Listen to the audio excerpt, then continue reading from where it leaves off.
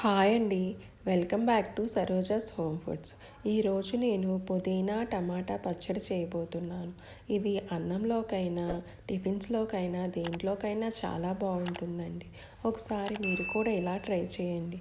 దానికోసం గాను ఒక పెద్ద పుదీనా కట్ట తీసుకొని అందులోని ఆకులు మాత్రం తీసుకొని చక్కగా వాష్ చేసుకొని పక్కన పెట్టుకోవాలి. ఇప్పుడు స్టవ్ ఆన్ చేసుకొని కళాయి పెట్టుకొని 1 టీ స్పూన్ ధనియాలు వేసుకోవాలి. అందులోనే 1/4 కప్పు నువ్వులు కూడా వేసుకొని లో ఫ్లేమ్లో కలుపుకుంటూ ఫ్రై చేసుకోవాలి. ఇలా ఫ్రై అవుతూ ఉన్నప్పుడు నువ్వులు అనేవి కలర్ చేంజ్ అవుతూ ఉంటాయండి. లైట్గా కలర్ చేంజ్ అయినప్పుడు 1/2 టీ స్పూను జీరా వేసుకొని 2-3 నిమిషాలు ఫ్రై చేసుకోవాలి. ఇలా ఫ్రై అయినవి ఒక ప్లేట్లోకి తీసుకొని పక్కన పెట్టుకోవాలి. అదే కళాయిలో పచ్చిమిర్చి వేసుకోవాలి.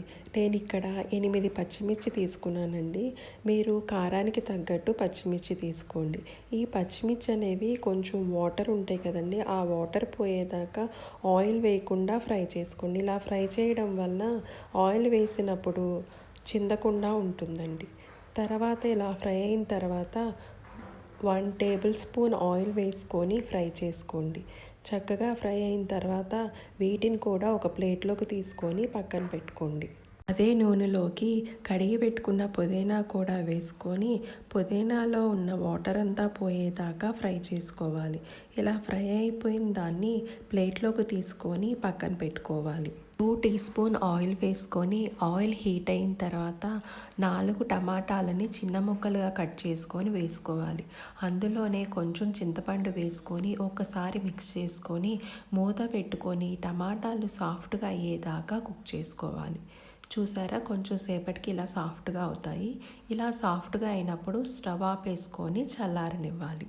ఇప్పుడు ముందుగా ఫ్రై చేసుకున్న నువ్వుల్ని మిక్సీ జార్లోకి వేసుకొని మెత్తగా పౌడర్ లాగా చేసుకోండి. దాంట్లోకి పచ్చిమిర్చి కూడా వేసుకొని గ్రైండ్ చేసుకోండి. గ్రైండ్ చేసుకున్నాక పుదీనా, టమాటాలు, సాల్ట్, రుచికి సరిపడా వెల్లుల్లిపాయలు వేసుకొని మెత్తగా గ్రైండ్ చేసుకోండి. మీరు కొంచెం బరగ్గా కావాలంటే బరగ్గా గ్రైండ్ చేసుకోండి. ఇట్లా గ్రైండ్ చేసుకొని పక్కన పెట్టుకోండి. ఇప్పుడు తాలింపు వేసుకుందాం.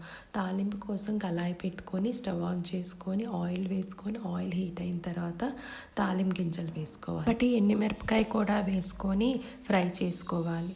చక్కగా ఫ్రై అయిన తర్వాత అందులో కొంచెం కరివేపాకు కూడా వేసుకొని ఫ్రై చేసుకోవాలి. ఈ తాలింపును ముందుగా చేసి పెట్టుకున్న పచ్చడిలోకి వేసుకొని ఒకసారి మిక్స్ చేసుకోండి. అంతే అండి, ఎంతో టేస్టీ అయిన సింపుల్ అయిన పచ్చడి రెడీ అయిపోయింది. మీకు ఈ వీడియో నచ్చినట్లయితే లైక్ చేయండి, షేర్ చేయండి. మరిన్ని వీడియోస్ కోసం నా ఛానల్ని సబ్స్క్రైబ్ చేసుకోండి. Thank you for watching.